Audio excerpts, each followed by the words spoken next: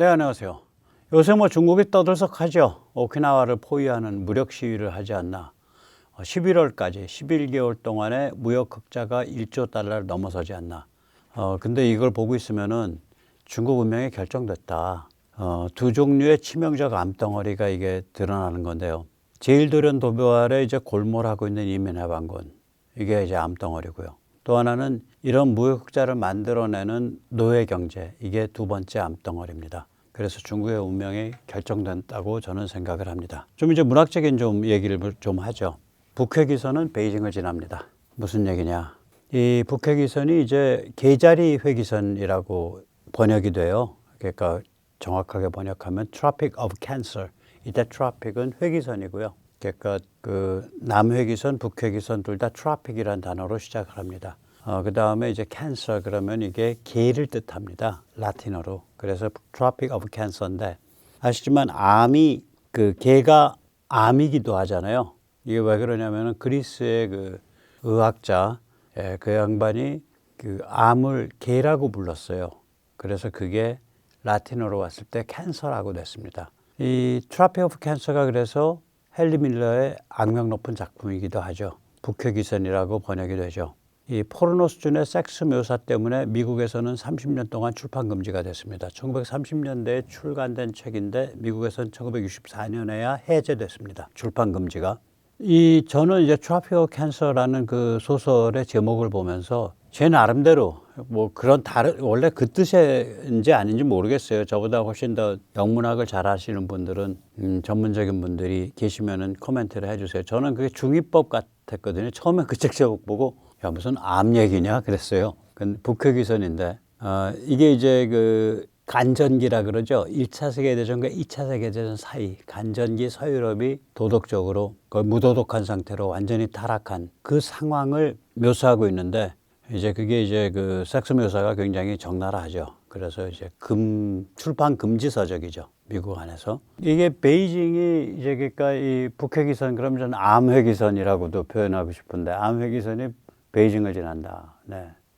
암덩어리 치명적인 게 두 개가 있다. 지금 중국의 운명을 결정지은 게. 하나는 이제 그 인민해방군이죠. 이게 가짜 항모를 앞세워서 제일도련 도발에 이제 골몰을 하고 있는데 시진핑과 인민해방군 중에 누가 더 또라이냐.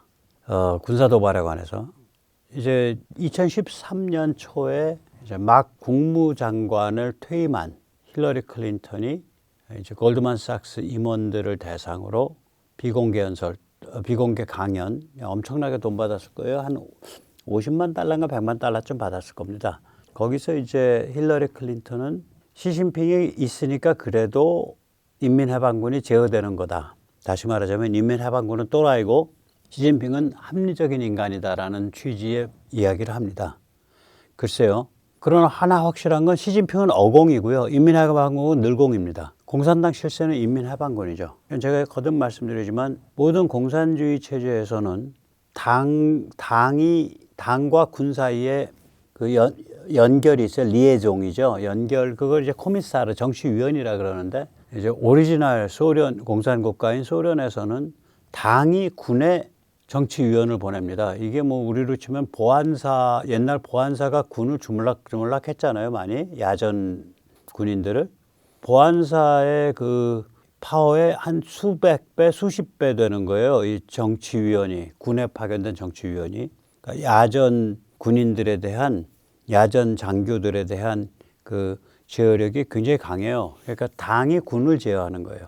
그런데 중국의 경우에는 인민해방군이 당으로 정치위원을 파견합니다. 군이 당을 제어하는 거죠. 이 공산당 실세는 그래서 인민해방군입니다. 예를 들어서 문혁이 처음 시작했을 때, 문혁에 불지르었을 때 그 불지르는 걸 누가 나서서 해줬냐, 집행을 인민해방군이 했습니다. 모택동 말기에 문혁을 때려잡았거든요, 모택동이. 그때 누가 때려잡았냐, 인민해방군이 때려잡았어요. 그 인민해방군은 항상 양지야, 항상 갑이에요. 그 공산당의 실세는 인민해방군입니다. 천안문에서 1989년 6월에 천안문에서 민주화 대규모 시위가 계속됐을 때 저거 안 돼라고 최종적으로 짓밟은 게 누구냐? 인민해방군입니다. 이 모택동이 얘기한 게 맞아요. 권력은 총구에서 나온다. 그래서 공산당 위에 인민해방군이고 그 인민해방군의 상징적 아이콘이 모택동입니다. 그러니까 중국 화폐를 보면 그게 몇 원짜리 화폐든 간에 전부 모택동 얼굴만 박혀 있거든요. 이건 뭐냐면은 인민해방군 화폐란 소리예요. 인민해방군 화폐란 소리예요, 이게. 그 모택동 얼굴을 딱 보는 순간 우리는 인민해방군의 아이콘 이렇게 생각하시면 됩니다. 실제로 이제 모택동이 인민해방군을 만든 인간이죠. 왜냐하면 농촌 게릴라에 바탕한 공산혁명이라는 듣도 보도 못한 모델을 만든 게 모택동이니까. 그 농촌 게릴라가 바로 인민해방군의 모태였으니까. 이게 이제 그 인민해방군이 지금 제1도련을 둘러싼 도발을 이제 아주 그냥 본격화시키고 있거든요. 이게 암덩어리라고요. 이게 되도 않는 게임이거든요. 아니, 그러니까 식량과 에너지를 수입에 의존하고 있는, 그리고 경제활동의 대부분이 해안에 집중되어 있는 그런 중국이, 세계 경제에 목을 메고 살고 있는 중국이 세계 시스템을 상대로 군사 도발을 해가지고 뭘 하자는 거예요? 자살이에요, 자살. 결국 심각한 도발 못 한다고요. 그러니까 이 겁주고 다니는 것만, 깡패짓만 할 수 있는데 그거를 방어를 해내면 한국이나 일본이나 필리핀이나 베트남이나 관련 국가들이 그걸 적절한 수준에서 방어하면 결국 아무것도 못하게 돼요. 그러니까 이런 되도 않는 깡패짓 하고 다니는 것에 몰두하고 있으니까 이게 망조가 들린 거죠. 두 번째 이제 암덩어리 뭐냐면은 이게 노예 경제거든요. 예를 들어서 우리가 모든 경제 안에는 자기 조절 메커니즘이 작동을 해요. 제대로 되는 경제는. 시장 경제의 특징이 뭐예요? 자기 조절 메커니즘이 있는 거잖아요. 예를 들어서 무역 흑자가 많아진다 그러면은 씀씀이가 커지고, 씀씀이가 커지면은 수입이 늘어나고, 수입이 늘어나게 되면 무역 흑자가 줄어들고 뭐 이런 게 작동을 한다고요. 그러니까 무역 흑자가 많아지면은 자국 화폐의 가치가 올라가는 한편 소득이 늘어나니까 씀씀이가 늘어나는 거거든요. 수입이 늘어나고. 그런 자기 조절 메커니즘이 내장되어 있어요. 그런 경우를 이제 레질리언트하다 그래요, 경제가. 한국 경제가 전 세계에서 가장 레질리언트한 경제 중에 하나로 꼽힙니다. 이 자기 조절 메커니즘이 기막히게 작동을 해요. 그런데 중국 같으면 무역 흑자가 이게 1조를 넘었다는 얘기는 자기 조절 메커니즘이 없다란 얘기예요. 브레이크가 없다란 얘기예요, 시스템에.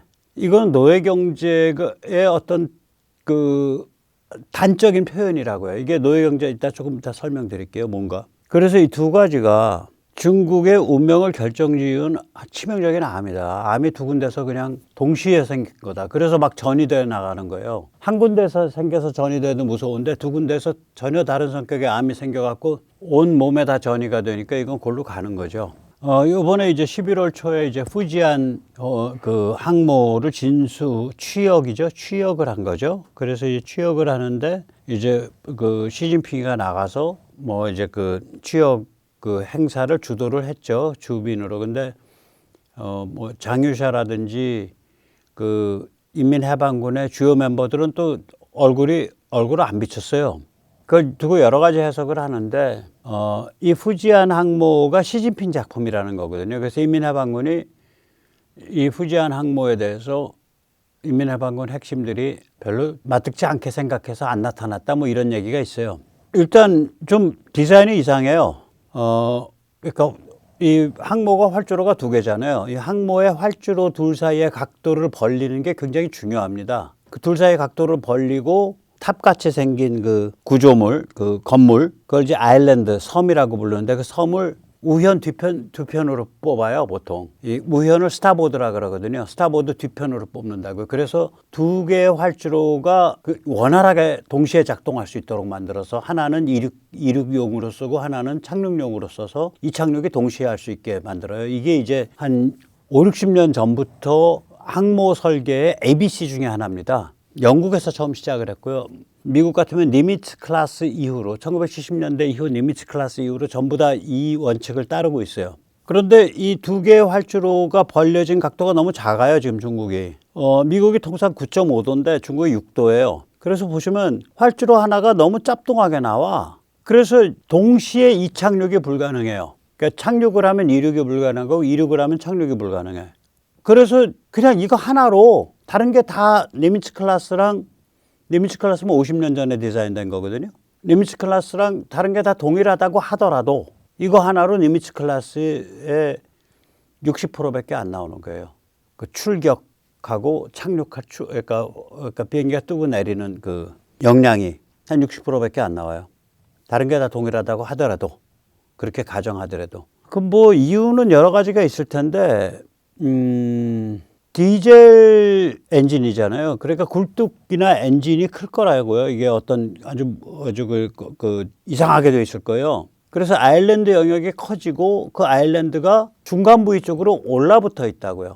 이걸 지금 후지안 항모를 미국의 제럴드 포드급 항모랑 비교를 해보면, 제럴드 포드는 아일랜드가 뒤로 쭉 빠져 있잖아요. 우연에.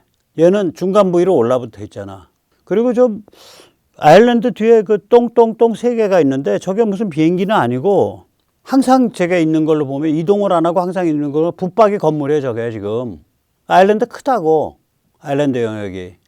그래 놓으니까 이착륙을 동시에 못 한다는 문제뿐만 아니라 비행기를 뭐 이렇게 계류라 그러나 정류라 그러나 세워놓을 장소가 마뜩치 않은 거예요. 그러니까 몇 대 못 세워요. 지금 저 항모 갑판에. 저게 그래도 사이즈가 뭐 8만 톤급 이렇게 되는 건데 웃기게 돼 있다고요, 좀.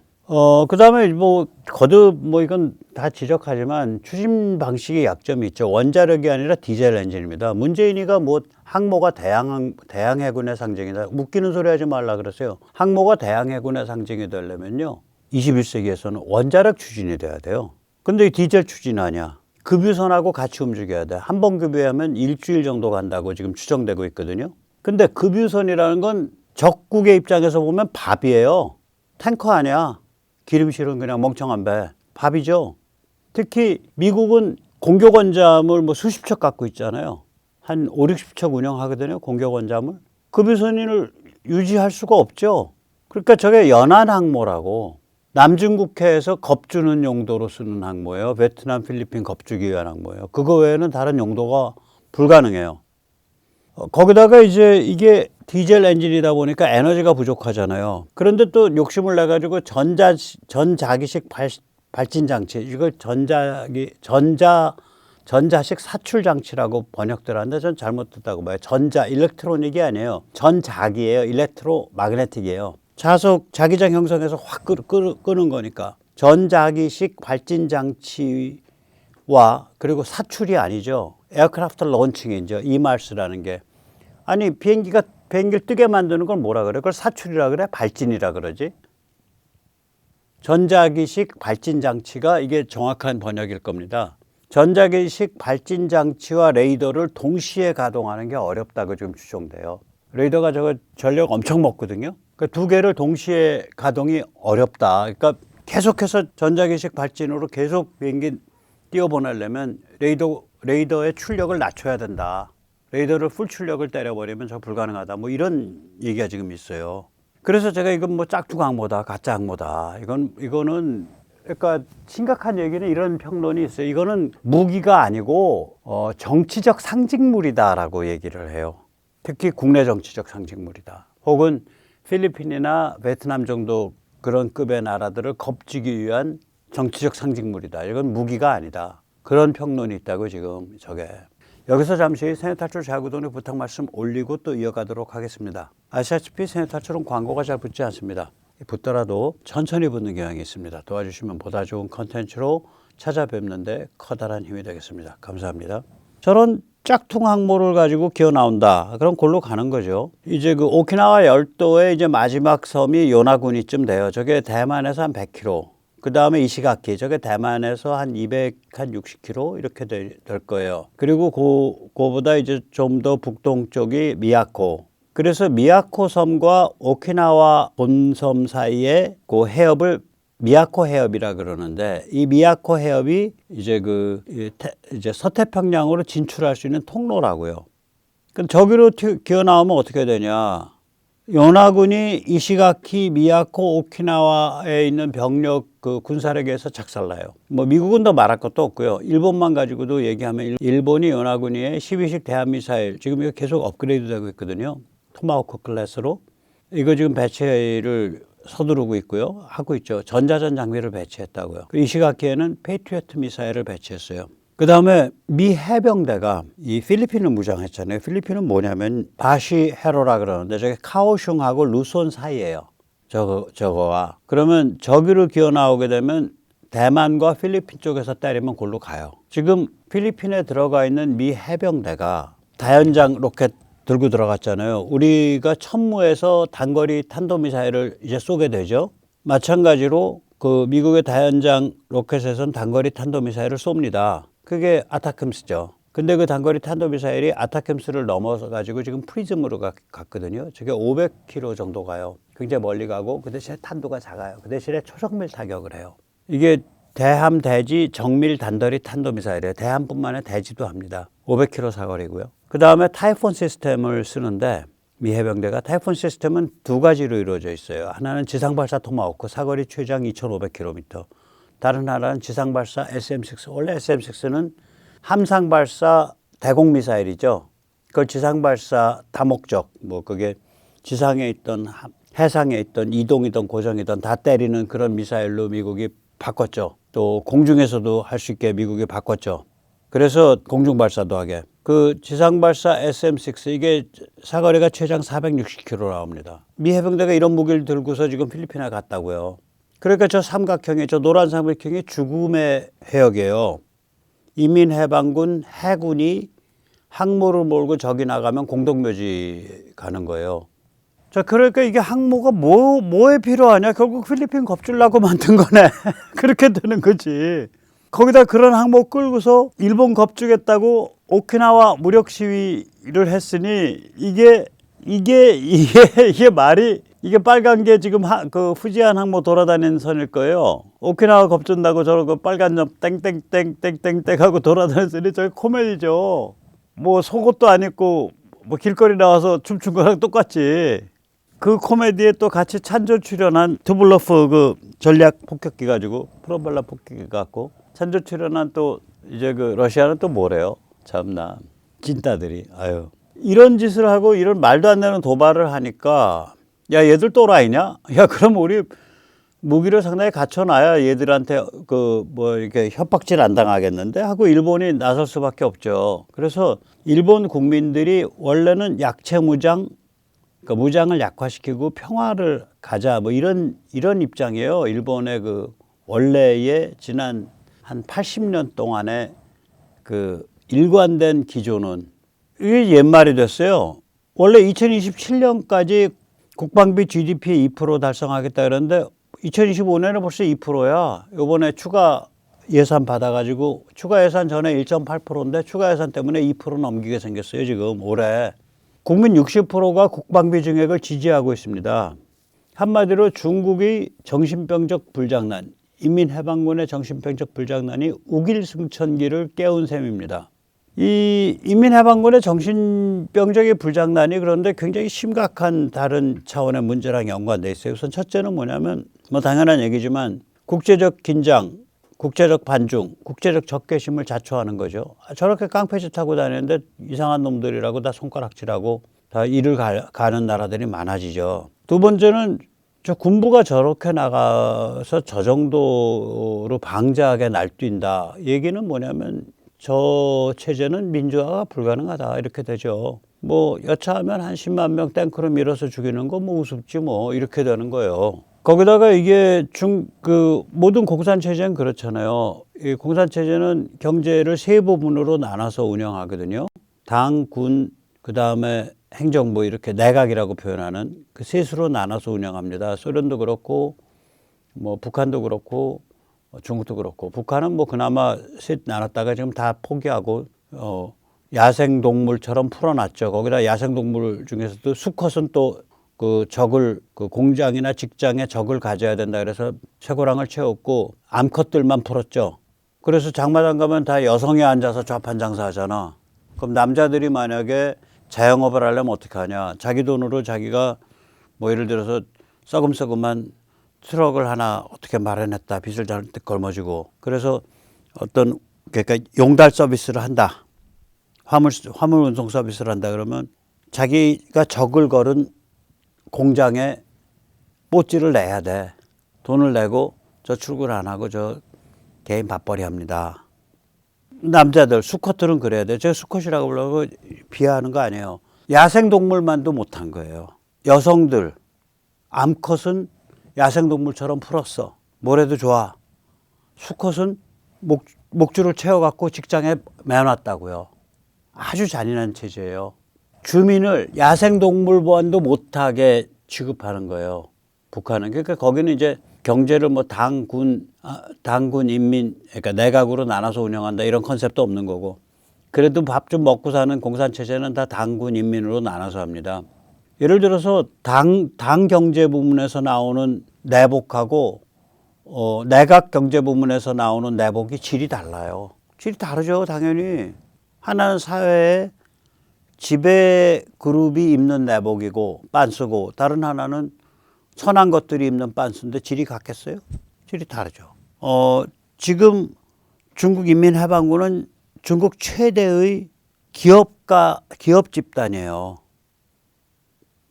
여기저기 재산을 많이 갖고 있어요. 전략적인 거 다 갖고 있어요. 저기서 관계가 깊다고요. 모든 부분에서. 따라서 여기는 뭐 그러니까 입대할 때도 돈 낸다는 거 아니에요. 저기는 이제 자원병 체제니까 매 승진마다 돈 내야 되고. 그러니까 인민해방군이야말로 중국 부패의 모범 사례야. 모델 케이스야. 부패는 이렇게 한다라는 그 모델 사례가 돼요. 그러니까 인민해방군 보고 그걸 모델로 삼아서 다 부패하는 거예요. 그다음에 국력 낭비인데 낭자가 빠졌네요. 이렇게 돼서 국력이 낭비되죠. 직접적으로는 이 군비에 의해서 낭비되는 거고 간접적으로는 군비보다 더 크게 독재 체제를 유지하는 데 낭비되는 거고. 그 독재 체제 유지 비용이 더 커요. 그쪽 그 국민 사찰하고 감시 제어하는 게. 오지막지합니다. 이거 암덩어리지.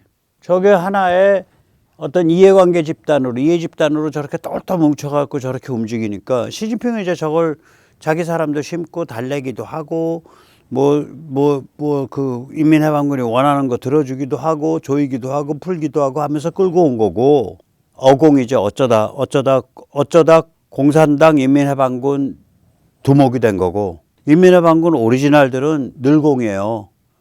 늘 공산당 인민해방군 간부라고요. 걔들은.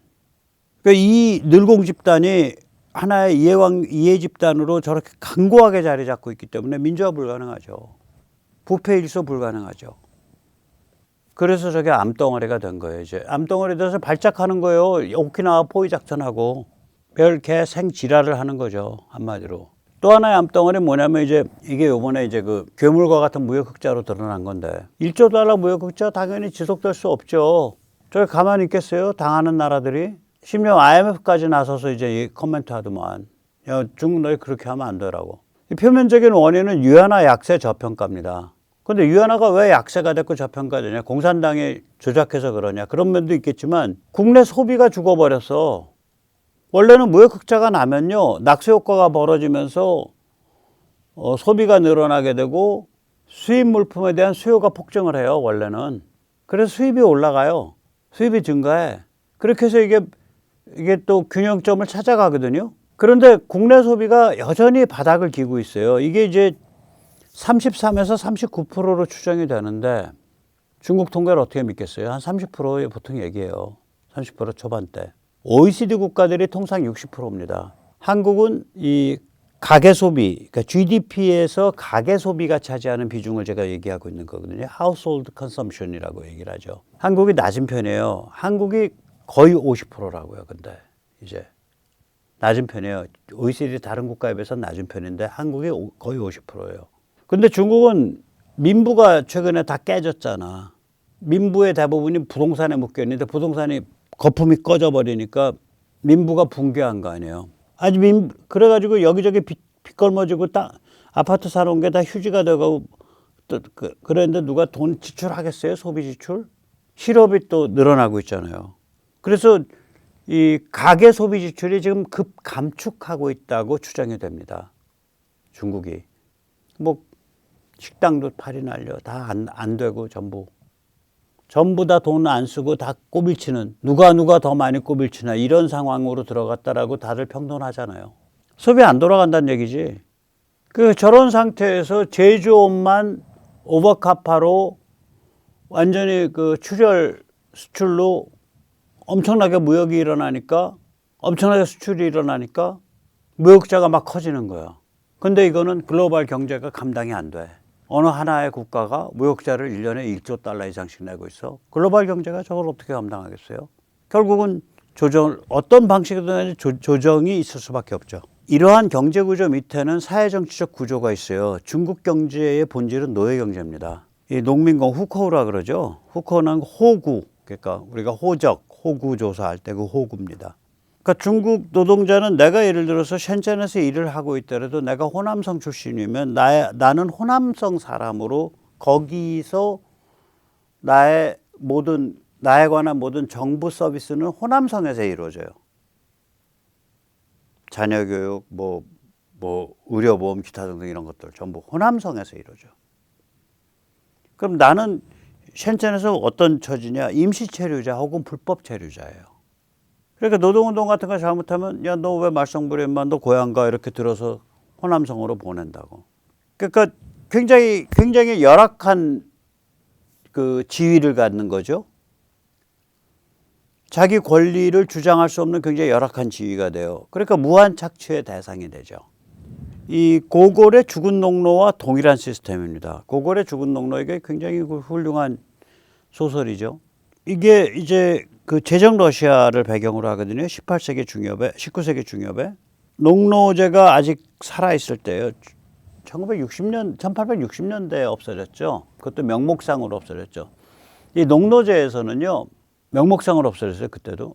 농노제에서는 토지를 매각을 하면 그 토지에 달린 마을과 농로와 심지어 교회 이런 교회 건물 이런 것까지 한꺼번에 다 매각하는 거예요. 그러니까 토지만 매각이 아니야. 이 농노제가 그래요. 유럽과 러시아의 농노제는 한꺼번에 다 매각하는 거예요. 만약에 주고받으면. 그런데 제정 러시아가 이제 세수를 걷어들이려고 농노의 사망 신고를 안 받아줘요. 처리를 늦게 하고. 그러면 죽었지만 살아있는 농노가 되니까 머리수에 따른 세, 그걸 인두세라 그러는데 농노들은 인두세를 냈거든. 이 마을에 농노가 몇 명이니까 얼마 이렇게 매겨진다고요. 죽었는데 살아있는 걸로 되니까 농노의 머리수가 많아지고 세금이 많아지죠. 제정 러시아가 그 짓을 했다고요. 부패해서. 그러니까 죽어있는데 서류상으로는 살아있어. 이 살아있는 농노를 치치코프라는 사기꾼이, 소설 속의 주인공 사기꾼이 그걸 사들이려고 전국을 쏴다녀요. 그때 만나는 여러 유형의 지주들을 다 그려내. 그게 통렬한 사회 비판이에요. 그래서 이 죽은 농노를 사들여서 그럼 뭘 하려고 그러냐? 이게 살아있잖아, 서류상에선. 그래서 원래는 토지와 별개로 농노만 사고팔고를 못하는데 시베리아 개척을 위해서라면 예외적으로 농노 이주를 허락했다고요. 제정 러시아 말기에, 19세기에 중엽에. 그러니까 농노 이주라는 건 뭐냐면 농노와 토지가 분리되는 거 아니에요. 이런 제도를 악용을 해가지고 은행으로부터 대출을 받아서 튀는 거예요. 이게 죽은 농노의 기본적인 플롯입니다. 19세기 러시아 작품이에요. 세계적인 작품이죠. 이게 중국의 후커랑 뭐가 다르냐고. 공장에서 양순하게 노동한다면 예외적으로 도시 체류를 허락해 주겠다 이거잖아. 농노를 토지랑 분리해서 사고 팔지 못하지만 시베리아로 이주하는 거라면 토지와 분리하는 것을 허락해 주겠다. 이거랑 똑같은 거 아니야. 똑같잖아요, 구조가. 즉 해안 도시에서 일하고 있는 농민공들은 예외적으로 도시 체류가 허락된 존재인 거예요. 예외적으로, 임시적으로. 그런 존재에 기반을 해서 경제를 세계 제조업 시장을 세계 제조업 1번지, 세계 시장을 공략하는 경제가 돌아가고 있는 거예요. 그게 노예 경제지. 열악한 상태로 사람을 몰아 넣어놓고 자기 권리를 주장하지 못하게 만들어 놓고 거기서 경제가 돌아가는 거예요. 제조업이. 그래서 제가 노예 경제라 그러는 거예요. 이게 슬레이브 이코노미라고요. 자, 저런 상태가 되니 저기에서 가계 소비가 GDP에서 차지하는 비중이 올라갈 수 있겠냐고요. 못 올라갑니다. 올라갈 수가 없어요. 빵을 나눌 수가 없잖아. 최저한의 빵만 주는 거 아니야. 소득을 소비를 올릴 수 있는 제도적인 다른 어떤 그 엔진이 없는 거잖아요. 경제가 막 잘 돌아가서 농민공을 구하기가 어려워. 그래서 임금이 올라갈 수는 있어. 그렇게 해서 올라갔죠. 그러나 그거 이상으로 올라갈 길은 없는 거야. 거꾸로 경제가 안 돌아가서 농민공들이 전부 귀양돼. 그럼 임금이 막 떨어져. 하루새끼 밀가루빵만 먹을 수만 있고 다리 밑에서 잠잘 수만 있어도 그거라도 받겠다고 와서 사람이 줄 서. 그러면 가격을 더 다운시켜가지고 팔아치울 수가 있죠. 노예경제 아닙니까?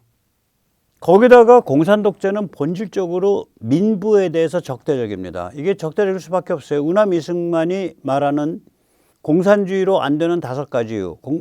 공산당의 당부당이라는 1920년대에 기막힌 원고지 한 8, 9매 정도의 칼럼이 있죠. 거기서 5가지를 꼽거든요. 사유재산 없으면 게을러진다. 지식인 없으면 무식해진다. 기업가를 없애면 혁신이 없어진다. 종교를 없애면 무도덕해진다. 소련을 국제주의라 착각하면 망한다. 소련은 자기 이익을 추구할 뿐이다. 이 5가지를 꼽는데 이 중 4가지 소련 쪽 얘기 빼고 사유재산, 지식인, 기업가, 종교. 이게 모두 민부랑 직결된 거잖아. 민부는 사유재산에 바탕한 거고요. 부유해지면은 지식을 갖추려고 들고요. 부유해지는 활동은 결국 기업가 정신에 의한 경쟁일 거고요. 사람들이 좀 먹고 살만하게 되면 종교에 관심을 가지죠. 게다가 이 돈 어디서 오는 건데? 세계시장에서 와. 세계시장과의 접촉에서 와요. 따라서 민부가 증가한다는 얘기는 공산 독재 체제 입장에서는 체제로부터 빠져나가려는 원심력이 작동한다는 얘기예요. 저는 그래서 2020년 8월 달에 시진핑이 3홍선 정책을 때려가지고 선제적으로 예방적으로 부동산 거품을 터뜨려 버렸죠. 그게 지혜로웠기 때문에 혹은 뭐 용기가 있어서 그런 게 아니라 애초에 시진핑 그런 발언 많이 했어요. 부동산 그 붐에 대해서 아주 적대적인 발언 많이 했었어요. 애초에 민부에 대한 적개심을 갖고 있었던 거라고요. 그런 상태에서 이거 더 감당 못합니다. 밑에서 뭐 이런 거 오니까 야 그거 어떻게 경제 충격 좀 줄이고 어떻게 하는 방법 없어? 이런 어떤 그 깊은 고민의 과정 없이 야 3홍선에서 다 터뜨려버려. 폭락시킨 거라고요. 저는 그런 그 아주 악랄한 심보가 작동했다라고 의심을 하고 있습니다. 특히 가계소득, 가계소비의 비중이 늘어난다. 이거는 보통 일이 아니에요. 근본적 사회정치적 변화고요. 중국 공산당이 불가능합니다. 아니 빵을 다르게 나누자는 건데 얼마나 근본적인 거예요.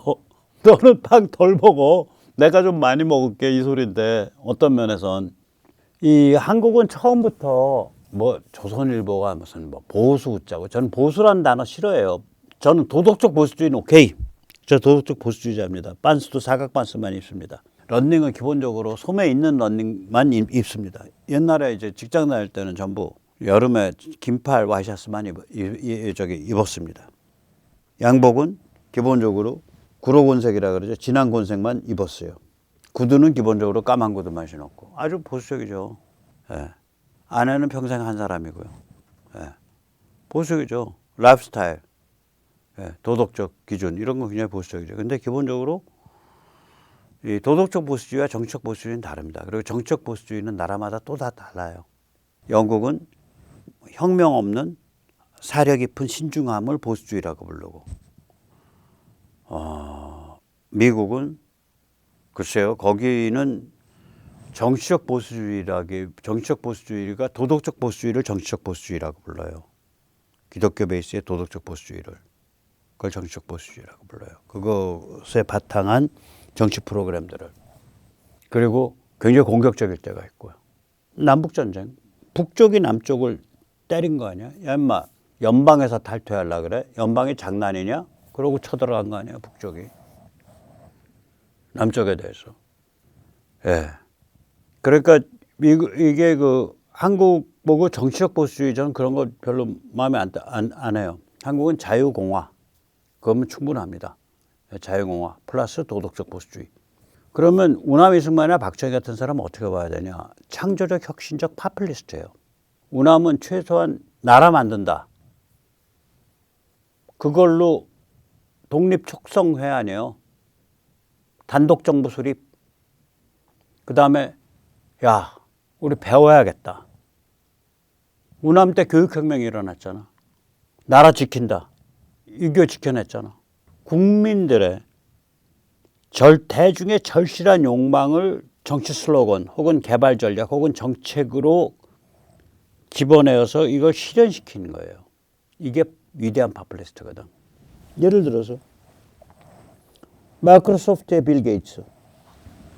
모든 가정에 컴퓨터를. 이게 위대한 파퓰리스트예요. 사람들이 컴퓨터를 보고 야 저런 게 집에 있으면 어떨까 이 생각하고 있을 때 야 집집마다 컴퓨터 놔. 모든 가정에 컴퓨터를. 거기서 한 걸음 더 나가면 당신 손가락 위에 정보를 Information on your fingertips.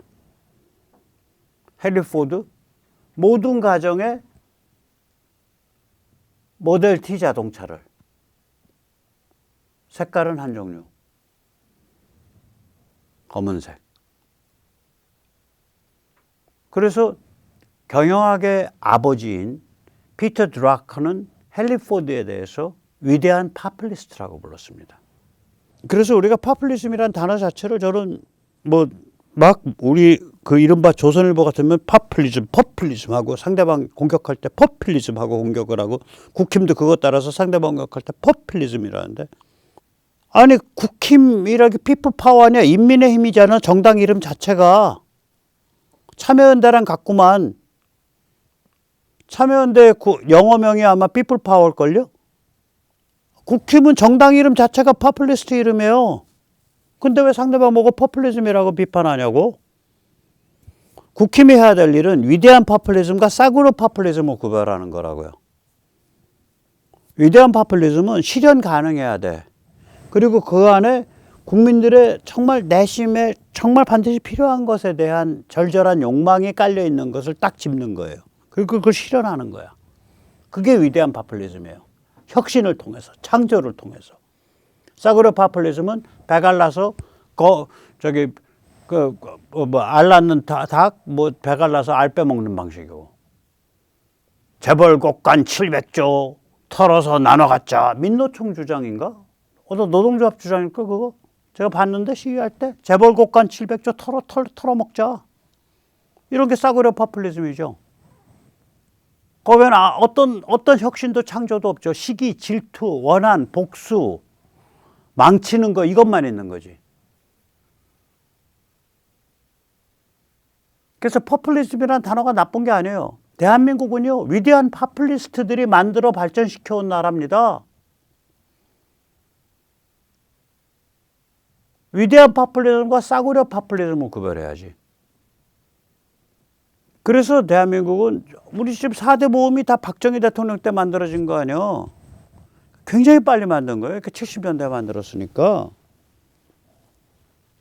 그럼에도 불구하고 지금 수준 GDP의 50%까지 50% 수준에서 계속 지금 48, 49 거기까지 이 가계 소비가 올라올랬으면 뭐 그게 그 이상한 노조라든지 뭐 민주화라든지 이런 것도 다 거기에 기여를 한 거예요. 어떤 면에서. 그러니까 세상의 이치라는 게 서로 물고 물리는 데가 있다니까요. 그래서 굉장히 아슬아슬 위험천만한 경로였어요.